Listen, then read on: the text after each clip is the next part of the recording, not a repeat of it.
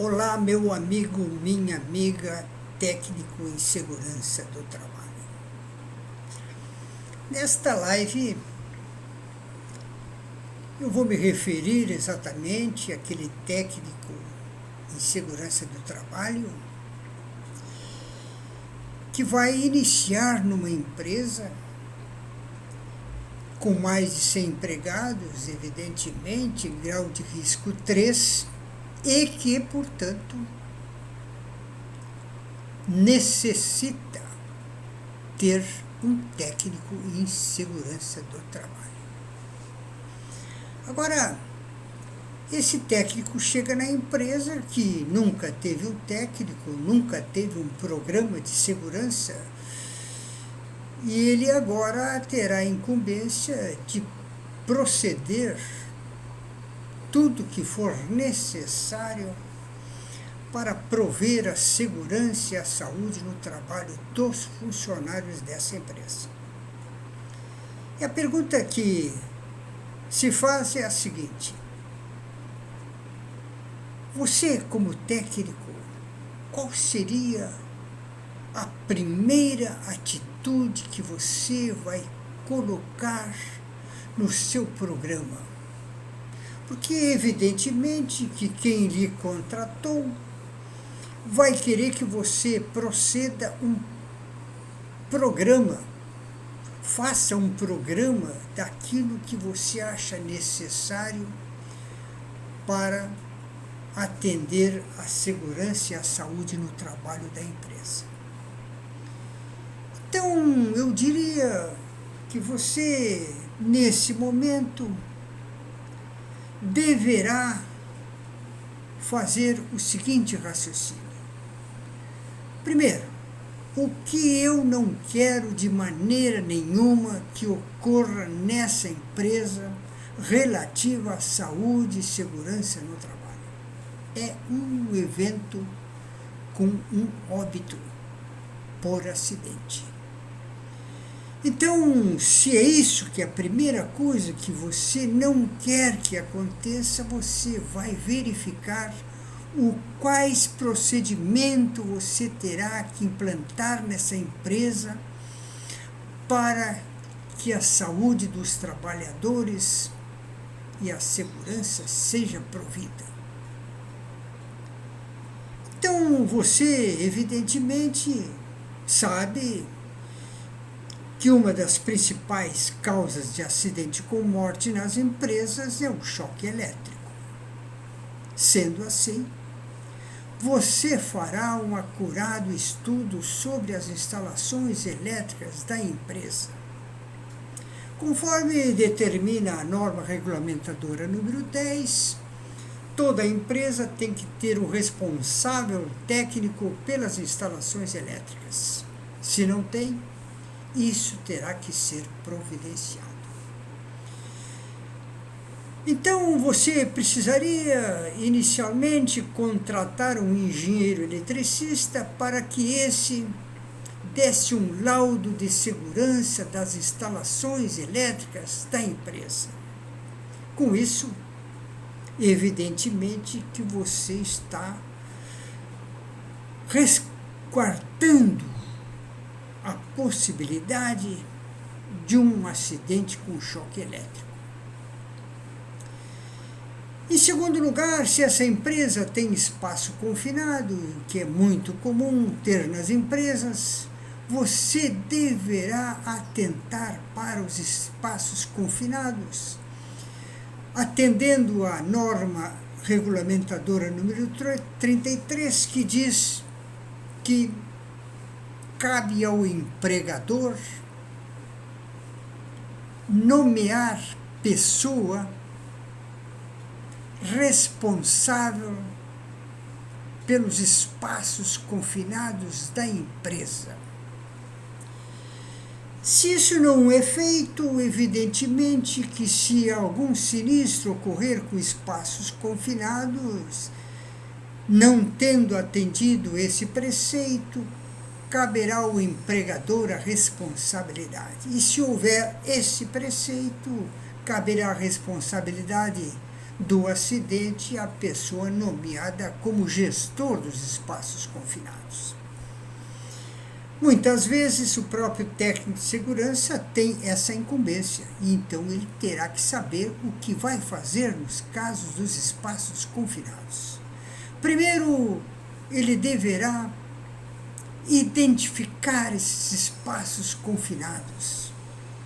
E sua identificação, conforme diz a norma regulamentadora, deverá haver uma sinalização indicando que esse espaço confinado só pode ser adentrado mediante uma ordem de serviço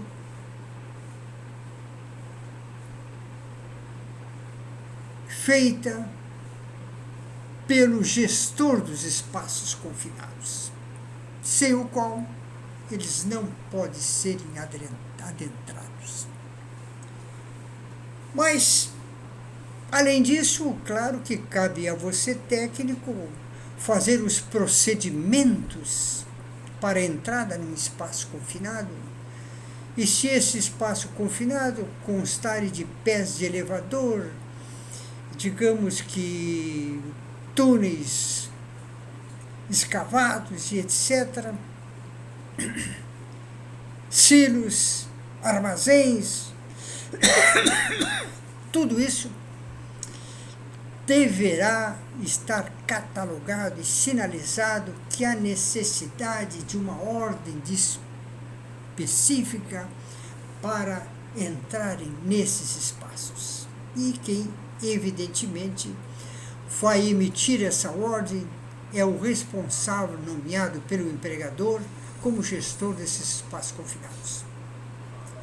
Bom, mas para que essa ordem seja feita, esse gestor deverá verificar primeiro a condição desse espaço confinado, verificando a existência de oxigênio,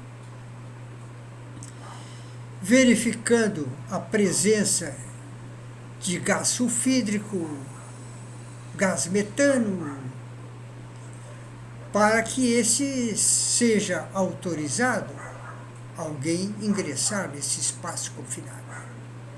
Agora, vejam bem, pela minha experiência, nós podemos, evidentemente, transformar um espaço confinado em um espaço não confinado, um espaço liberado. Haja vista que isso é muito fácil de fazer, mas tem que ter certos procedimentos. Vou me referir a um pé de elevador de uma empresa cerealista, fábrica de rações, que tinha um pé de elevador com 13 metros de profundidade. E esse pé de elevador, de vez em quando, embuchava, ficava com os cereais e tinha que ser destrancado. Então tinha que ser, alguém teria que ir no pé do elevador, lá no eixo inferior, e liberar aquilo lá para que o elevador voltasse a funcionar. E isso era comum de acontecer. Então, tinha que ter esse espaço liberado sempre. O que nós fizemos? Nós colocamos no pé do elevador, lá no fundo, um tubo de aço, desses tubos que se usa para transportar cereais de um silo para outro, diâmetro de 200 milímetros, colocamos ele a 10 centímetros do fundo do pé do elevador.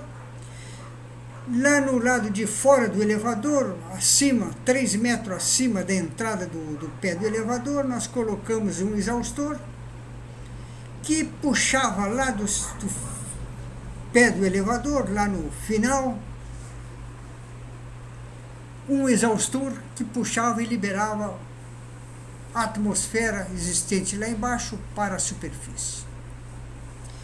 Eu fiz o teste, coloquei monóxido de carbono dentro desse espaço. Como eu tinha um aparelho para medir, eu saturei o espaço de monóxido de carbono, liguei o exaustor por 3 minutos e fui fazer a verificação, e a atmosfera lá estava completamente limpa. Por quê?